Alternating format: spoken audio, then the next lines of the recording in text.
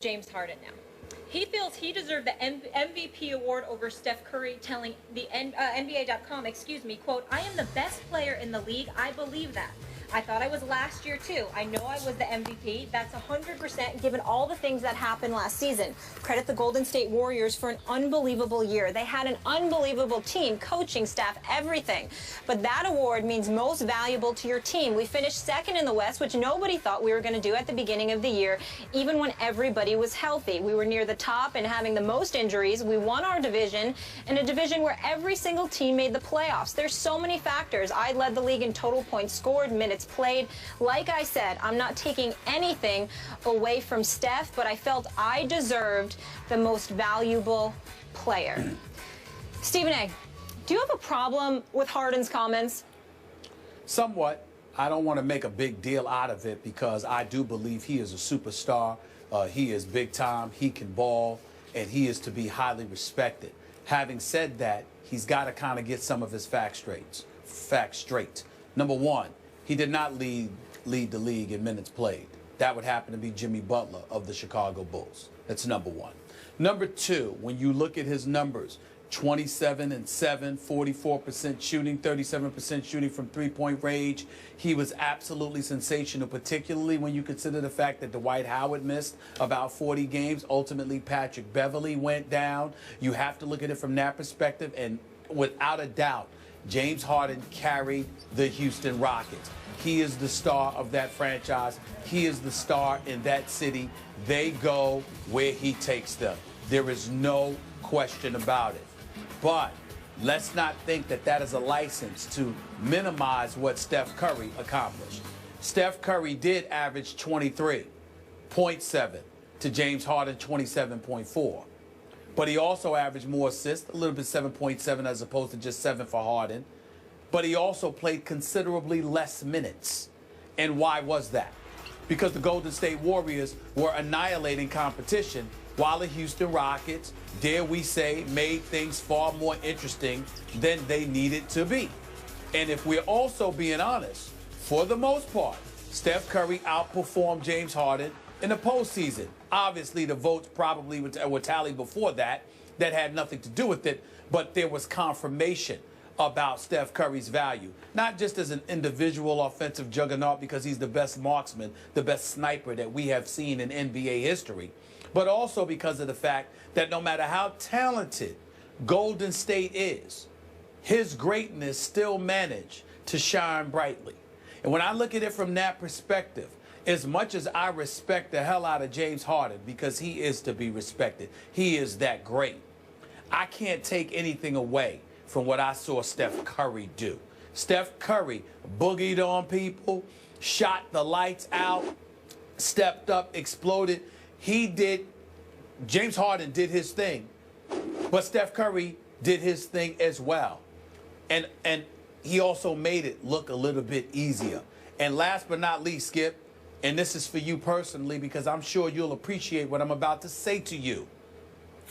Before the Houston Rockets ended their season, regular season, winning their last 3 games, in between, along the lines of their last 8 games of the season, they had a back-to-back encounter against the San Antonio Spurs. Watched every second of it.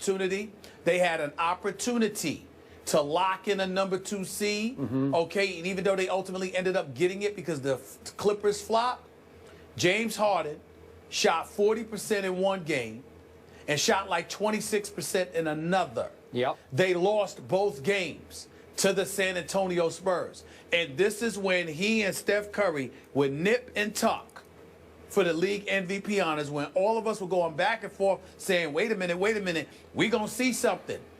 And James Harden went against them, and they flopped. Steph Curry, no matter who he went against, handled his business when it was time. That's why he got league MVP.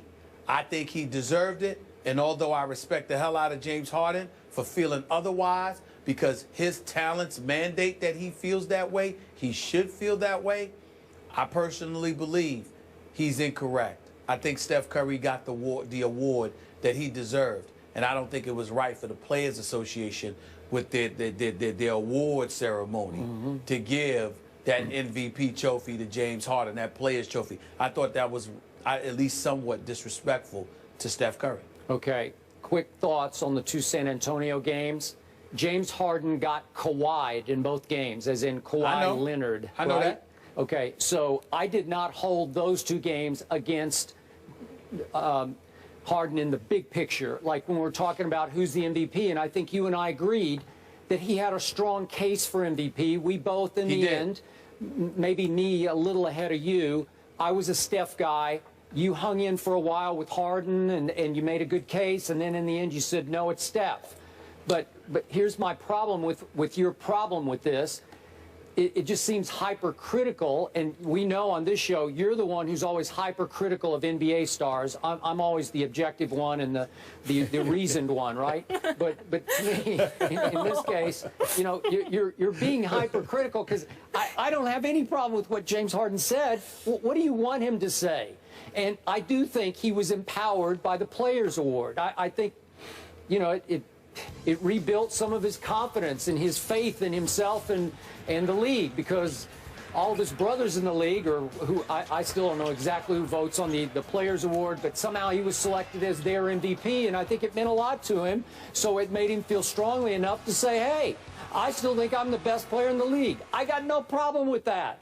Do I agree with that? No, I don't agree with that, but I don't think less of him for saying that. I actually think more of him because he's really good, and I think they are going to be really good this year. And we'll see when crunch time comes. Like you said, he had those two bad games that they were in the playoffs that didn't count against him in the regular season. But the two worst games of the year for him was Game 3 at home and then Game 5 at Golden State when he went 3 for 16 and 2 for 11. Those were bad. Those said you're not the best player in the game. But go ahead. But let's be clear about something here. Number one, that was a real funny joke that you told, that I'm more hypercritical than you. Well, we all know that. On anything, You let alone overreact. NBA players. Yeah. That is More straight. emotional. That is straight comedy. That's number one. It's the truth. Number two, it's not the truth. Number two, let's be clear about something here. I don't have a problem with him feeling the way that he feels. I don't have a problem with it, period. We're just talking. But what I'm saying is it was how elaborative he was in his explanation as to why he deserved it that I disagree with. I just disagree with it. I think when you take into account the fact that Golden State was blowing out a few folks, Steph Curry only averaged 32 minutes a game. You know why? Because he could afford to. Yeah. Because he didn't need to play those minutes because the team collectively was handling its business and running people off the floor. Houston made things far more interesting. James Harden did a lot of damage, and we know he can do anything on the offensive side of the ball that he wants to, but primarily he spent a lot of time dribbling, hogging the ball, and shooting. Yeah, he did. Now, he was effective, but that's what he did. And so what I'm saying to you is that this ain't AN1. This ain't Rutgers Park. You understand? This is the NBA. And your ability to do that doesn't warrant you deserving the MVP award. I think he's a superstar. Personally, I don't even call him a star. I think James Harden is a superstar, deserving of all of our respect. But when he elaborates like that, then you are really making the case for yourself and diminishing the case of Steph Curry.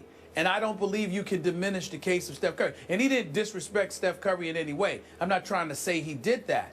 I'm just simply saying the arguments that he made for himself against Steph Curry doesn't hold water entirely because there are nuggets of information to refute that. Again, Jimmy Butler played the most minutes. Again, Steph Curry didn't have to play the minutes that James Harden had to play, not just because, you know, they were winning, they were blowing people out. Yeah. And despite the team that surrounded Steph Curry, he still shined. Now, I'll tell you how James Harden can earn league MVP.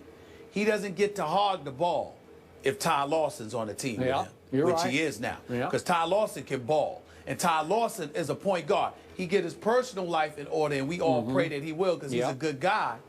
The bottom line is, James Harden, if he does what he did last season with Ty Lawson on the floor with him, then he will deserve league MVP because it won't be hogging the ball, taking most of the shots. it will be within the framework of an offense that will make Houston even more lethal than they were in the postseason last year. Yep. And I think that that's what will help elevate James Harden to league MVP honors. Okay, so to sum this up, the only problem I would have had with James Harden is if he had said he's the best player in the city of Houston, because he just lost that to Dallas Keuchel, who dominated your New York Yankees. No and the beard you should fear in Houston is not James Harden, it's Dallas Keuchel, Dallas in Houston. I think you would agree with that, actually. When I saw the note that Alex Rodriguez is hitless in his last 19 postseason at-bats, this is not the day that I'm in a position to come back at you for such a statement. I'm so disgusted with Alex Rodriguez. I'm so disgusted with him. We're playing for CeCe now. We're playing for CeCe now. This is what he said. And what did I say immediately when he said that, Skip? I had a problem with it. I said, well, if he goes out and stinks up the joint. Did you play for CeCe then? What does he do? He goes out and stinks up the joint. I'm just so disgusted. You got me today. I'm going to leave it alone. Well, where I got you is that Dallas Keuchel just finished pitching 22 total innings against your New York Yankees this year, 2 regular and 1 playoff game, and they still haven't scored on him. Keep your chin up, superstar. All right, stay in New York. Odell Beckham is catching a lot more than just footballs. He's catching heat from the Bills. Herm Edwards will join us after the break, and we'll get into it.